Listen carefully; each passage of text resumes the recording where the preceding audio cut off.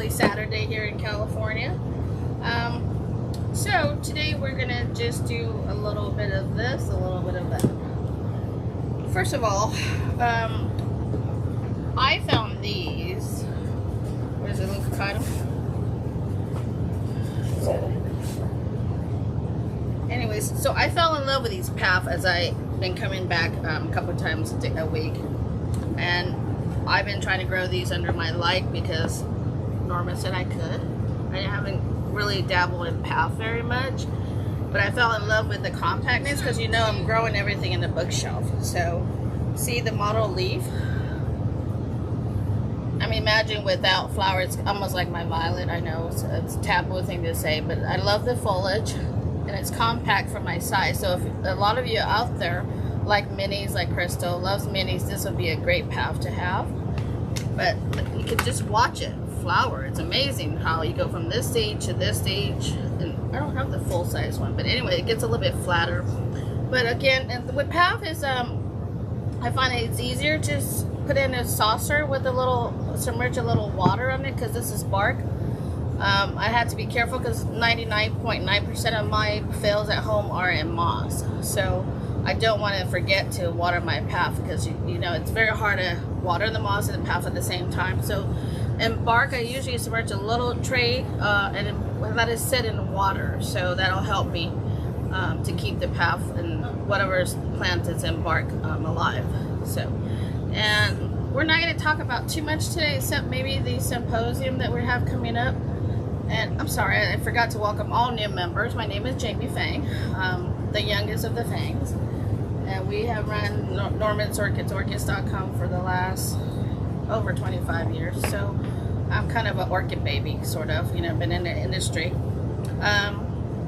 And a lot of people know me as just an orchid person, but the last, I say 3 years since I retired from Orchid Affair, I've been at home growing orchids, and actually now I can't believe I'm a mini Norman now. So, and now with the lights and, you know, Jeff's lights, I can't believe it. But y'all see my bookshelf. So, and again, all my little jumpers, I keep creating space because I'm running out of space. But then, you know, and I'm learning to grow outside, full sun. Jeff came to the house this week. Jeff actually witnessed my flowers outside, right? And it was great. We actually were able to flower them. And Hannah, we try to, every time we get a puppy, we try to teach a puppy to only smell, no biting, okay, honey? So we will have to just learn to how to grow in each of our own area. So I'm successful now after 2 years to grow outside full sun under bougainvillea. Again, so now we're gonna just talk about Fanatic. I think there's some confusion with Fanatic and the VIP group. The VIP group is just a page that I started when the pandemic started. It's a group just for us to learn, to bond, and to chat about orchids. Fanatic, on the other hand, is a non-profit that we started over a 1.5 years ago with paperwork, and we just launched it, was it 2 months ago? 3 months ago. 3 months ago. And we're very happy that we have about 146 members. Then our symposium is next week on the 15th. So next week we will not have a podcast because the whole day is designated for our symposium. So please either join the Fanatic or just sign up for the symposium, which will be check-in is at 9:45. It'll go all the way to about 5:15. We have 3 speakers and Pacific time, sorry. 3 speakers and a mounting. I actually got Eric Fang to be involved. He's going to do a mounting class for us. So it's a full day. And the most exciting thing is we're going to have an auction. If you want to donate to an auction, please do. Just private message me. And we have Crystal, generous enough to buy a plant from us. But her thing is, for auction, we want to pick something that's not obviously not on the website. So it'll be special and different. So I picked Norman, Hannah wants to say hi. I picked a plant for Crystal for her to donate to the auction. I picked a Harlequin. This is out of what? How many hundreds? 1 in 100. Yeah, I found maybe three porrig out of the whole bench. I don't know how many hundreds of plants we have. This is a porrig that we're gonna auction off. See how different they are? And the porrig, you know, we cannot meristem this. Yeah. We cannot clone this because it may revert back to this. This is what the porrig came from, and this is the MC2269, the Madonna. So we found from last week, Norman just mentioned.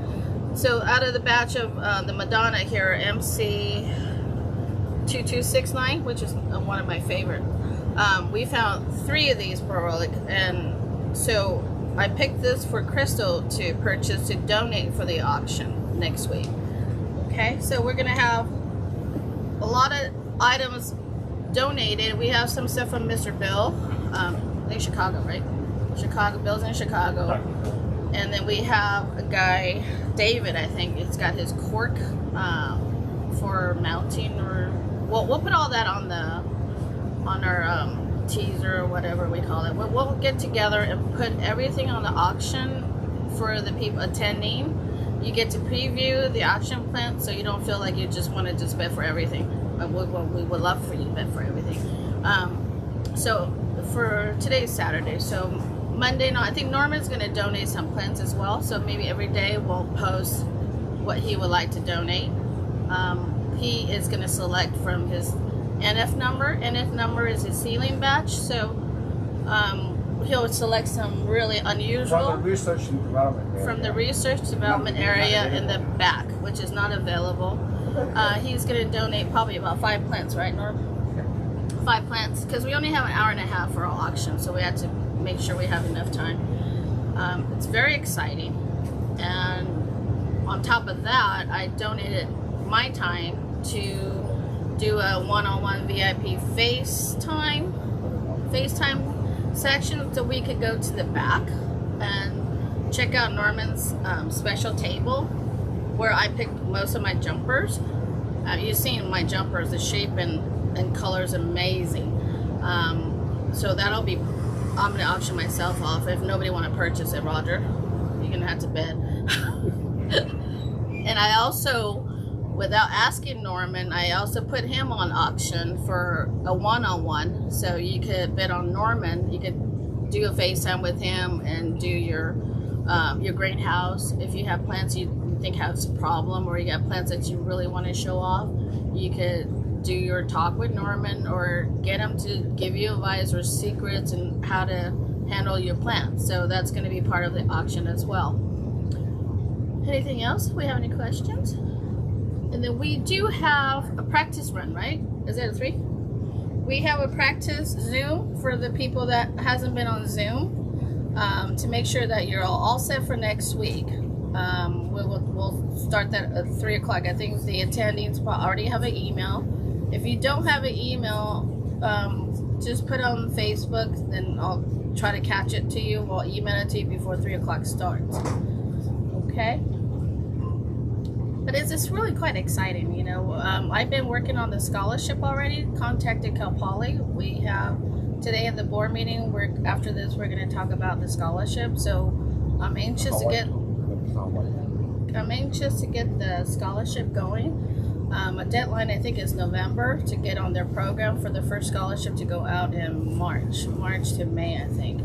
So, you know, we're doing exactly what our mission is. We're actually starting earlier than when I think. So we're very proud that we're able to start the first scholarship or 2 already next spring. But we have to get all that paper in by November to get on the program for the school to put us on, to get scholarship resumes and stuff like that. But anyways, I'm so excited. This is Crystal. Thank you very much, darling. This will be what you're going to auction off. This will be the first item we're going to show you. And I personally have one from last year because, you know, of course, I love all the porrig. And I'm going to twist Norman's arm to make sure we get lots of new... Ouch. Norman's out, ouch.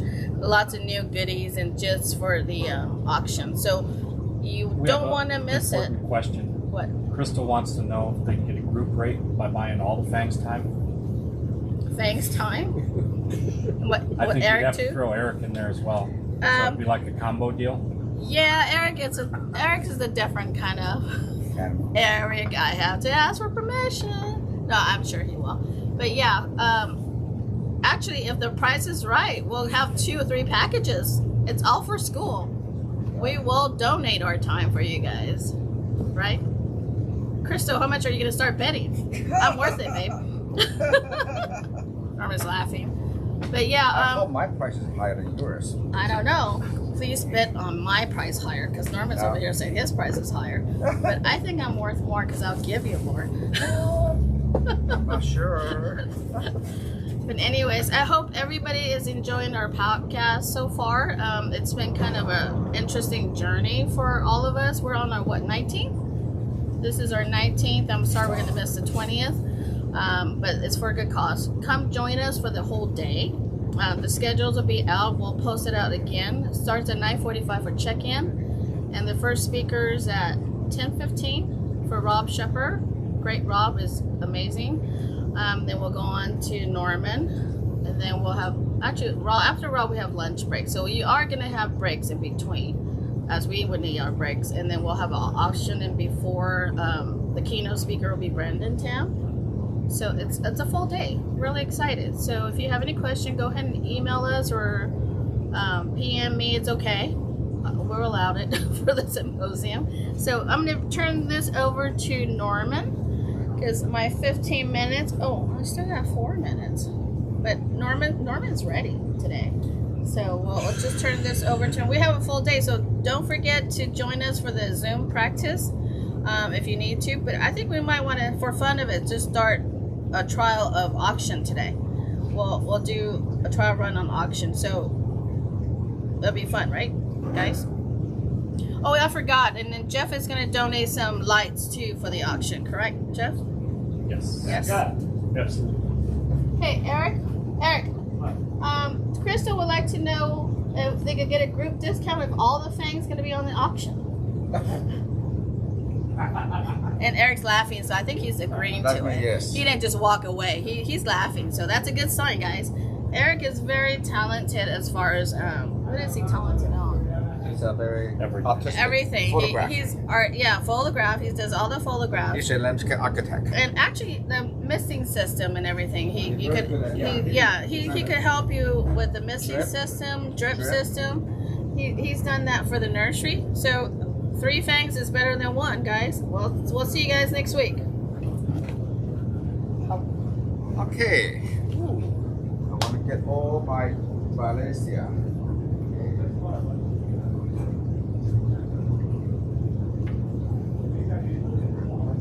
Okay. Alrighty. Alright, my name is Norman Fang. And how's everybody doing? I know it's really hot right now this time of the year, but last week we go over Phalaenopsis bernina, which is from Malaysia. So this week we're going to talk about violacea, which used to be called bernina, but now it's called violacea. Anyway, so this is considered what we talked about last week, the bernina. So bernina is always had a green. Okay, and they always had this cascading, and this is what happened if you don't spike it. Can you see the dirt here? Okay, let me put it here. Okay, if you don't spike it, okay, because they had to have a hot mildew here. You see the mildew here? Mildew is a honey, just like the maple spirit. Okay, it's actually eatable.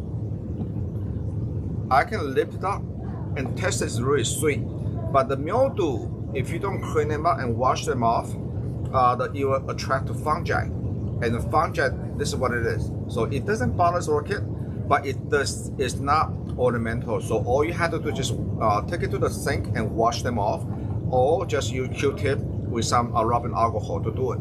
So this is bernina. This is what we talked about last week, and now with the violacea, for example. The most signature piece this is what we call the violacea sumatrana. So violacea typical is smaller in size versus the banana, okay? And violacea, the leaf structure is also different. See the difference between, if I stack it up, you can actually, banana, the violacea also have more upright flower spike versus banana here. And the leaf structure tend to be smaller than the banana. So that's one of the major difference. And the flower also going to be smaller than banana. And most of the violacea are lavender in color. That's the signature piece. And most of them are from what we call from the Sumatran area. So, so this is the basic one. It's called violacea sumatrana. And hi. Hey there. So, just and the culture on this is also very good object for mounted. If you want to mount it, you can also do this way and then go cascading. And but for if you're in Florida, make sure you can actually put it in the basket, just like any of the Vanda basket with the moss, so they can drain out a lot of air movement for them. And can you see this frost back here? Just like the banana. This is from 3 years ago. 1, 2, okay. 3 years ago, 2 years ago, and this is the current year. Okay, the current year. So they always give you a new spike every year, just a banana. And that's so nice about it is they're always summer bloomers. Some of you, one of our member posted, they don't have anything in flower. Well, guess what? This is what you have. The only flower in the middle of summer was hot. So this is what you want to add to your collection, because the regular white Phalaenopsis, the U Phalaenopsis, have done their flower, and this is what they're coming in. And then you don't have to cut the flower spike off; they just keep blooming, sequential bloomer, and they will just and each flower spike will give you at least 5 years. So this is actually until they get tired. Hello, Hannibal. I know. Okay, I gotta work. and another thing about growing the banana or violacea is make sure, especially this time of year, is long day, hot and warm night. They're doing a lot of flowers, so make sure you feed them. Okay, feed them, and I always feed them with my orchid complete orchid nutrient every other week. Okay, so twice a month, and then 5 cent. Okay, 5 cent and mega dry. 5 cent is actually very good, especially this time of year. Teaspoon per gallon of water, and then you can even make the extra solution to clean the mildew on them. Okay, so this is what I would do after will be Brian's job after we finish this. So all right, Brian, can you put this away? We'll show it to you later. Okay. Now, interesting enough, I want to show you this one here. Now, this is very exciting because in the past, and it has been called as violacea variety mental way. They used to call it violacea variety mental way, but now it's a complete species by itself called Phalaenopsis mental way. This is very exciting because we've been trying to do some breeding and with Brian. This is the only species of violacea or banana type have long spike. Okay, and so this is very wonderful for breeding because look at the flowers just like violacea or sumatrana, but they typically are lighter in pink color. But how wonderful is this one if you mount them or put in a basket, hanging basket, and just let them cascade in. Okay, and if you go under light, you still can do it. This is the fun one. You can do a topiary. It's so long. You can actually, if you go under light, that's no problem. Just like this one here, you can simply just do a topiary on them and clip them for windowsill. And then this one, for example, getting too long, I can just do a topiary, do a violin. Okay, so this is kind of fun and characteristic for violacea mentaway or mentaway by itself is they usually have longer, more narrow the flower shape. Okay, you see it now? All this long and narrow, and they're from different region in Malaysia, and I just love it because we probably the only nursery had this true species from jungle. This is all jungle strain. We did not collect the specimen from jungle. We simply asked our friend in Malaysia to give us the seed, either with dry seed or dry seed pot, so we can propagate it, and that way we can. A couple of this we're going to donate to for Brandon at the Huntington Botanic Garden. So we add to the Huntington Botanic Garden. They're now going to have a Phalaenopsis species tree. So this is going to be greeted customer all summer long with fragrance. So, but this is so important about the conservation, because conservation is not just not to collect them, but we spread them up. We might get one to the Justin at the Smithsonian. So we add to the national collection for the species collection on that. So once you have it over there, in case later on the jungle is all gone, because they've been cutting off the jungle like crazy for the oil palm. So we have to preserve. If we don't preserve them here, nothing will be there in the future. And the diversity of the genetic is incredible. Why they have this long spray, we don't know. But the evolution is very, very interesting. Okay, but also for breeding, as a breeder, I'm looking at the possibility of the long spray, because most of the Bernina and Violacea, especially Bernina, they have a short stem. Okay, they're short stem. But if we can cross something up, we give you the upper stem. Okay, so this is very exciting. So if you don't have this one here, I would recommend you get one for your collection. So this is they used to call Violacea mental way, but the culture is all the same. They most of the Violacea and Bernina, look at how thin the fall leaf. They don't let it dry out. So I like to grow in the moss. Okay, whatever the mix that you are comfortable with. Just if you're not sure if I need to water this week, guess what? They're very thin, and when you have a hot weather, they dry out very fast. So if you're not sure you can water or not, go ahead and water it, because they can use it. Versus in the winter time when it's cold, Florida, for example, can cold outdoor too. Then you don't water it, because under the colder weather, they kind of go dormant. They slow down. So that's when the rule of thumb for this time of the year is just like us. Weather's hot. Guess what? We drink more water. So do they. Okay. So it's a lot of common sense on growing the orchid.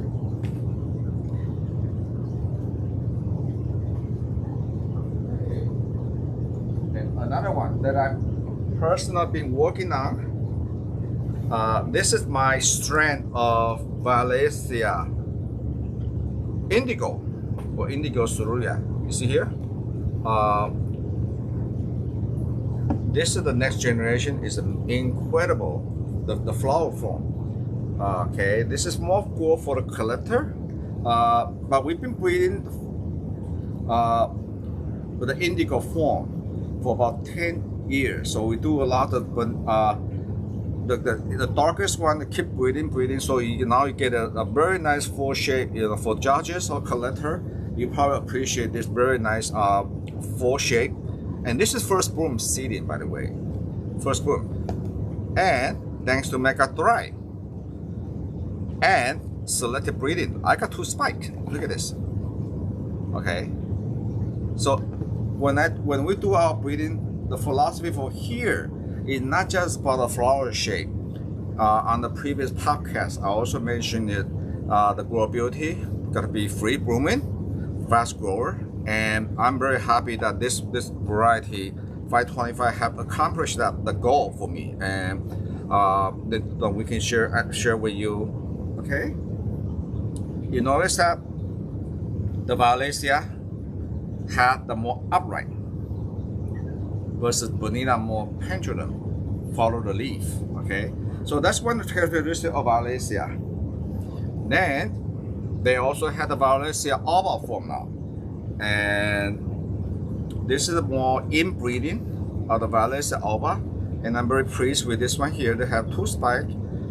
This is Violacea Casablanca by Snowdrop, and this is the line breeding strain. I didn't do it. I don't take credit for this. I got this strain, Casablanca, from a good friend of mine from Japan, and they've been doing. There's a gentleman in Japan that's been doing the breeding for about 20-30 years. So he's done amazing job. So I was able to acquire some of his line into United States, and voila, this is amazing Violacea alba.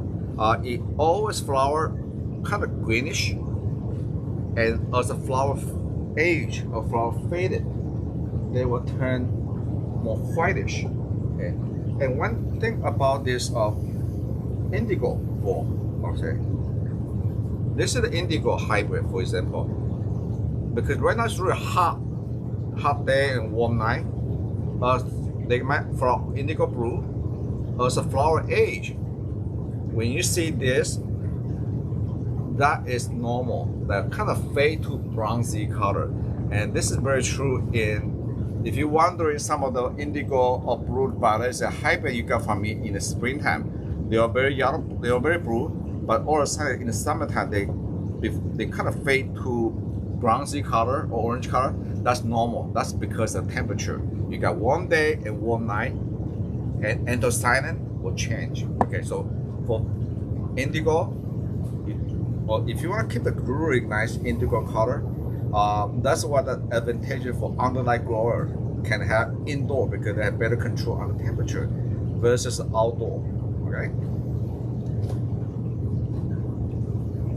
and so any questions so far?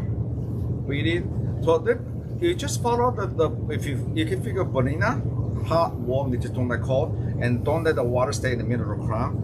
And so the hybrid from the Berlina now, the Violacea is kind of interesting now.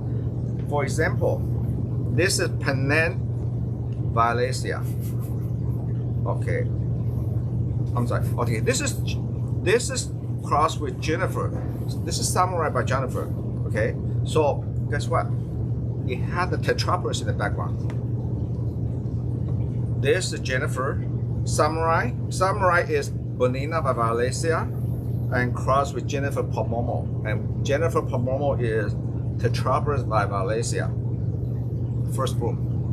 It's not an indigo form, but I love that the really pleasing cerulean form on them. So one person wants to know, is there any fragrance on the album? Yes, they're all fragrant, no matter what form. Metaway, alba, indigo form, they're all fragrant. Just, in fact, to some people, the Violacea can be even more fragrant than Bonita. Between Bonita and Violacea, the two, to me, is the two most fragrant of all the Phalaenopsis species. So this is why they're so wonderful in the middle of summer. If you when it's hot, nothing in flower. If you even in Orlando, so hot, perfect. My customer can flower them bigger and faster than me in California because you don't have winter. Yeah. Is the lower temps produce more vivid colors? For lower temperature will give it more vivid color on the blue, indigo. Okay, and so I have for many years. I always interested in breeding, and this is one of my best work. Okay, It was crossed with Bernina alba in the old days, but now that because the name changes, this one's actually crossed with violacea alba, and this is my stem prop, and we got an AM now, and this is the best example of Bernina alba crossed with golden piocher Harlequin. So this is actually golden piocher as a pup parent. Golden piocher is the parent to give all the Harlequin, the in-spot, Dalmatian spot, what you call it. Then the pollen plant is violacea alba before. Okay, in the old days they call it Bernina. Okay, but this is what it is. So you have this particular clone, which still has some stem prop available. In the winter time, you might get some of this spot on here. If you look at my photograph on the website, but in this hot summer month, when it's hot, then the domination, the influence of Bernina will take over. So this is the perfect time. The best flowering actually is the perfect Bernina alba, contrasting with the golden piocher. But the flower will change later on in the winter time when it's cold. The indigo spotted will take over. So you might have some spotted on here.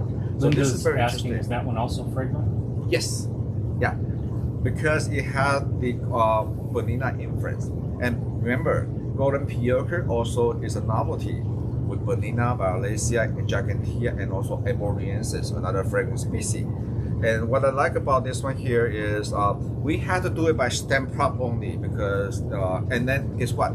It took me almost 8 years to 10 years because in the tissue culture in the laboratory, we do it by micro division in stem prop, and because of Bernina influence, alba influence, very slow. So we take me about 5 years, just 5 years in the laboratory to build up X number of prop, and after that we don't do it. So if you are on the symposium last year, my good friend Prince Orchid, Mr. Yang, has showed a picture of hybrid of the Judy of this number. Call the name. Oh, so many names to remember. Sorry. Oh yeah. Hello. It's called registered as fantastic. Green Envy, Judy Sue, AMAOS. This one breed. So it's now, and he got a nice Harlequin. So I'm gonna tell Brian to get busy to start putting CPA on that. Because it's not easy to want to breed, but if it breed, you got CPA on that, it's amazing. Okay. Look at the roots too. Yeah. What? and you can see, and this is a very old plant, by the way. This is one of the original plant. Because of Bernina alba influence, it didn't get big. Imagine 3 generations back, they had Phalaenopsis gigantea. But luckily gigantea is recessively breeding, so it didn't dominate the size of the plant, but dominate the color. But the plant itself is very manageable. So any of the underlight growing underlight windowsill, perfect. So this is the this item number. We still have a few stem prop, so don't miss out. And if I don't spike it, it's still okay. This is why the difference between the Bernina and violacea. Violacea typically will give you more upright spike. Remember the violacea indigo? I don't need to stake it. But Bernina itself, this is Bernina will be more on this pendulum. Okay, this is what is perfect for our mountain. So this is the breeding for the Bernina, and I'm going to show you another hybrid. Now this is the complex. This is the complex hybrid with Bernina, with violacea. This, I believe Eric, we just released this today just because we're talking about this hybrid. This is all the same cross, and this have violacea in the background. Okay. This is Novice Green Eagle by Jennifer Mermal, a blue one, a blue form of the Jennifer. cross with a green, Norman's green eco monker, or my green flower, solid green with a blue Jennifer. So this is the spectrum of the color. This is the really fine cross. You see the difference? But the violacea itself, the compact, this is violacea all by the background. And look at the Norman's green ivy. It has green flower and a good lip. And Eric said, oh, we should run a special. So you can buy one, and there's Eric had two special, but so you can even buy two. Every one of them are all different. And there's a really high percentage of they're all double spike. These are first bloom seeded. So get one or get two, you will never disappoint. Look at, someone has 3 spikes on the first bloom. Okay, so this is the fun. Why? This is the trend. You see here? And even as the flower faded, the flower holding quality is incredible. Okay, and that is credit from this strand of the Japanese violacea indigo. I never see a lot of alba to hold the cluster that many. And as the flower faded, they give you that beautiful green. Okay, remember? The pop parent is a green, solid green with Mycorrhizae and Borreliensis. So this is the fine cross. So now you have the violacea species background, a hybrid with this. Like you can tell this is the influence from Tetraprus. Oh, by the way, my talk for the symposium will be the Tetraprus yesterday, today, and tomorrow. So this is the area I've been working a lot. A lot of this gene, the new species, better gene, to give you a very good compact. Basically, give a consumer like you a good value. Nobody had the space for the really big plant, big gigantic cattleya. But something like a living, what I call this a living bouquet. Hey. So the 2 for 1 is 2 for $60. Yes. Is that what they have? Wow, That's what a deal. Are you sure? It's 2 for 60. That's good. Eric, what's thank you. So thank you to Eric.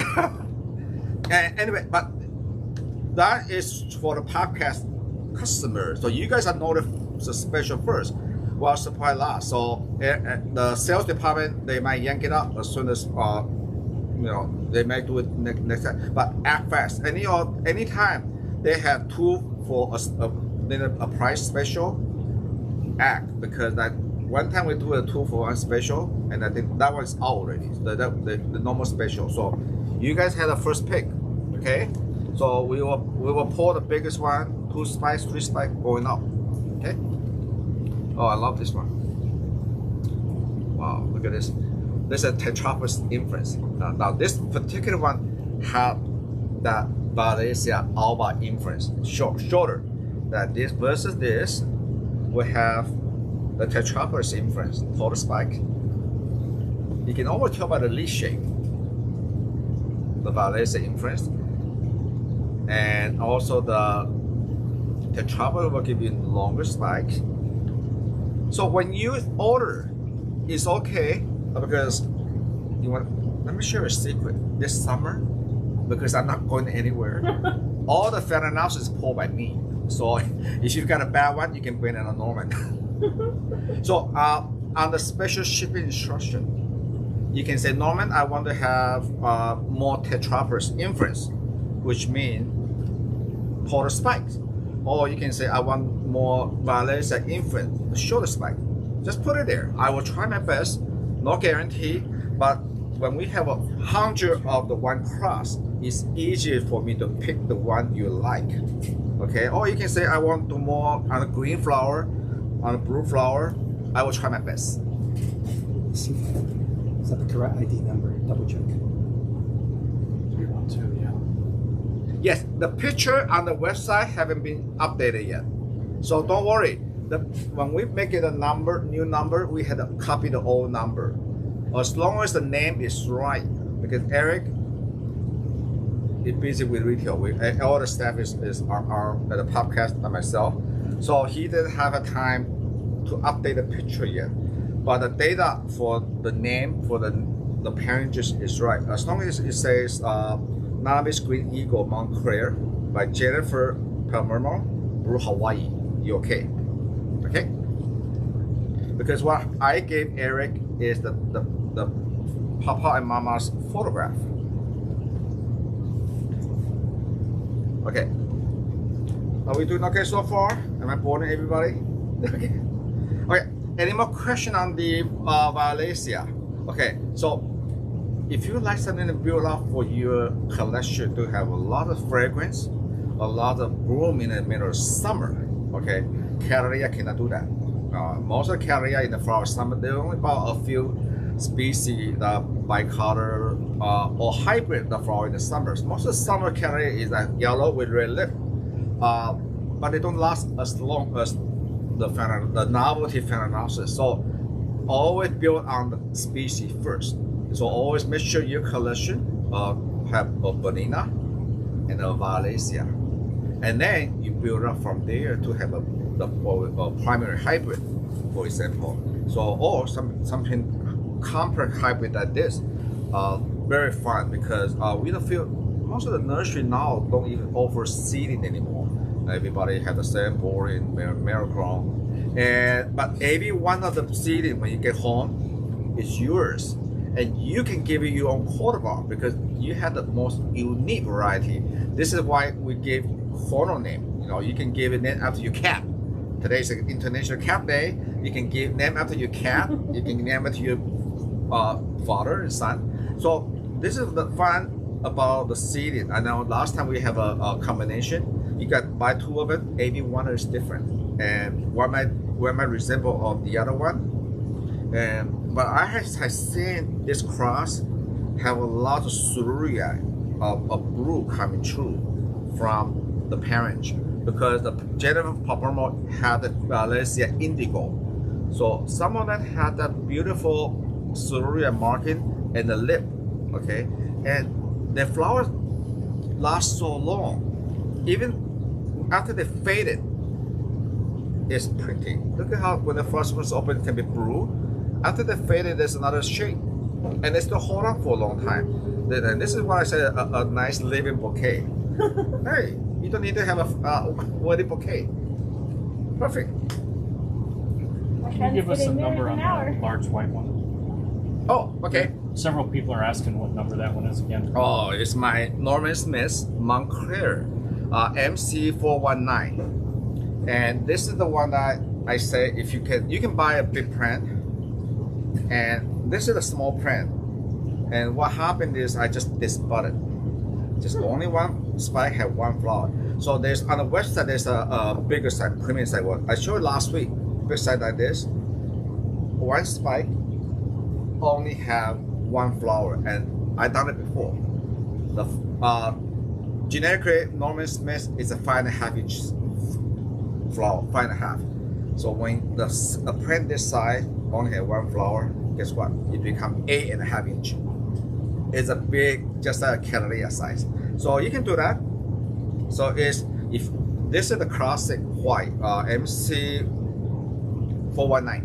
It's got a silver medal at the World Orchid Conference at Vancouver, British Columbia, and also have a water merit. And how many weeks have this one been here? Many weeks, right? Like It's been here 4 or 5 weeks. Yeah, 4 or this 5 is why I weeks was anyhow. here. Okay. All right. I think we're gonna do a show, the show and tell now. The infomercial or commercial to pay for it. Yeah, Brian, can I have a first one?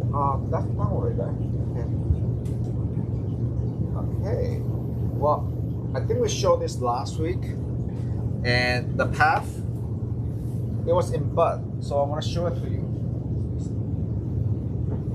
Paphiopedon Chauversiae, and the flower may looks like complex path, but this is a warm grower. Okay, there's nothing cool, or it's one of those beautiful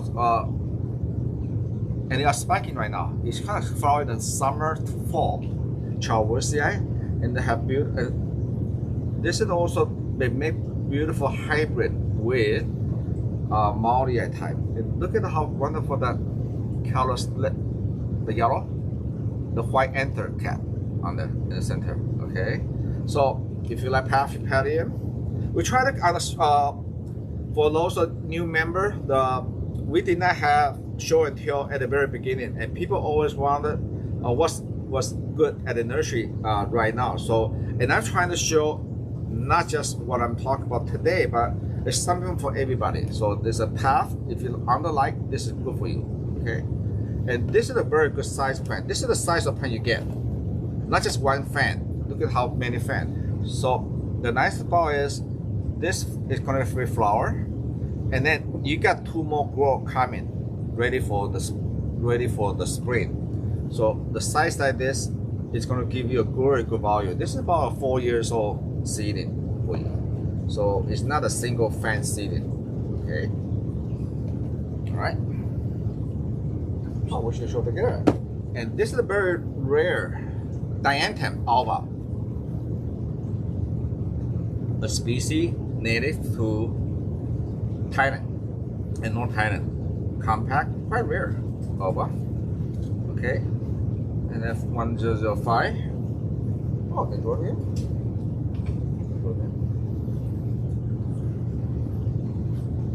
Oh my God, Brian, thank you. This is beautiful. If you like summer blooming Dendrobium, this is it. Dendrobium samurai. Okay. Species native to Philippines. And I think I featured this before, but we have different strand. This strand particularly is more compact, and I love the best part I like about this one is the jasmine fragrance. Okay. And the flower lasts a long time. It's almost like the Easter lily in a way. Okay. This is the species, again, a summer blooming species called Sabrina.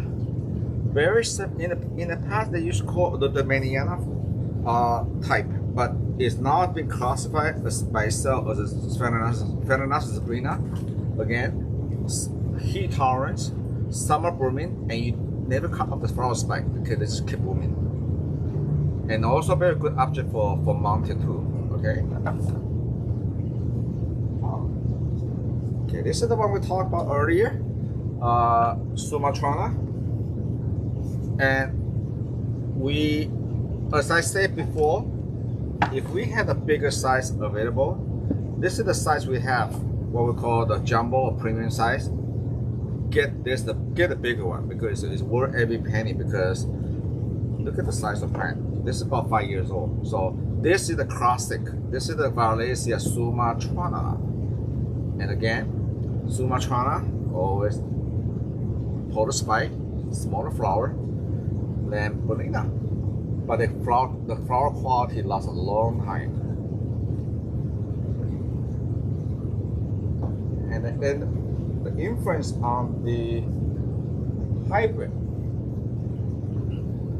This is a violacea indigo hybrid. This is called primary. It's called Phalaenopsis samurai. Now this is the indigo strain. Samurai is Bonita by violacea indigo. So this strain of samurai, I'm very pleased with it. Is dominant by the violacea. So the flowers plant, the size of flower is more compact versus the big Bonita green form. So this is very good. Look at the roots on that. Look at the root on them. Massive and roots. 2 spikes on the first bloom. Okay, you can't beat it. And a beautiful, beautiful leaf. Okay, you see that this is the seeding. You see the influence. This one have an influence from Bonita. The flower spike is like Bonita. Okay, now this one here have more violacea influence. Go upright. This is fun. Because one's laying down and one's going straight up. Yes. So whichever you like. Okay. But they all indigo. Hunters, I'm very good at with indigo. We have, after 10 years, we have the line breeding. That's why when I say I have indigo, I say 100%. People say no way. No, we have down to the science. You know, it's all in the gene. Our strand of the indigo is part of the best in America right now.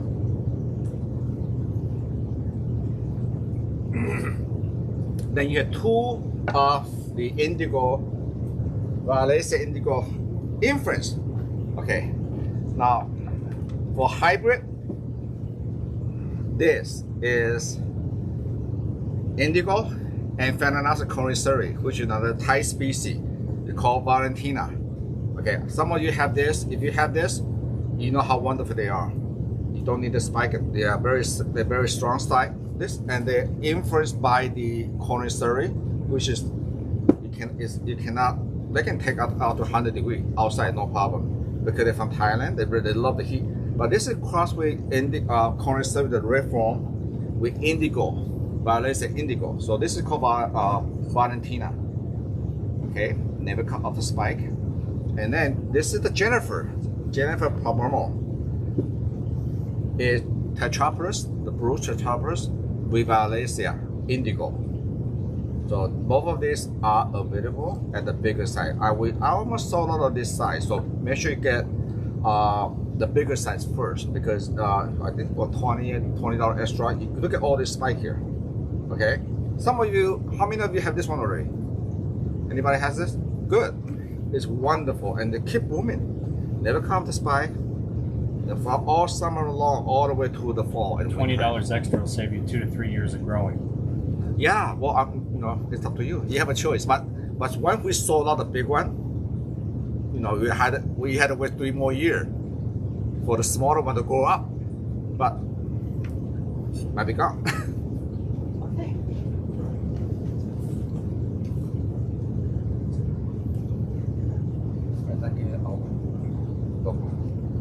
And okay, I think we should show this again. This is the violacea, but mental way. The one that you can do trail. Okay, so this NF1264. Get that? Then, all right, it's almost over. Oh, we have a beautiful. I think somebody was asking me about the picture earlier, and I promise you I'm going to put it here. This is actually a Harlequin, but it's a tissue culture chrome. What I like about this one here, I personally acquired this. I was at my friend's nursery about 8 years ago, and Mr. Wang, he is a beautiful breeder. He breeds a lot of the miniature with Harlequin. Many orchid nursery that so-called nursery will go to nursery and then acquire chrome. But I hand select this chrome by myself. This have a marvelous Formosana, a species from Taiwan. Again, look at the leaf, very compact, and this is first bloom male chrome. So this is my selection of my chrome. I always very particular about the leaf, and then the presentation. Beautiful chrome, 2 spikes at a time. Wait until they grow up. It can be spectacular. All right. And I think that's it. Oh no, the purple one. Oh.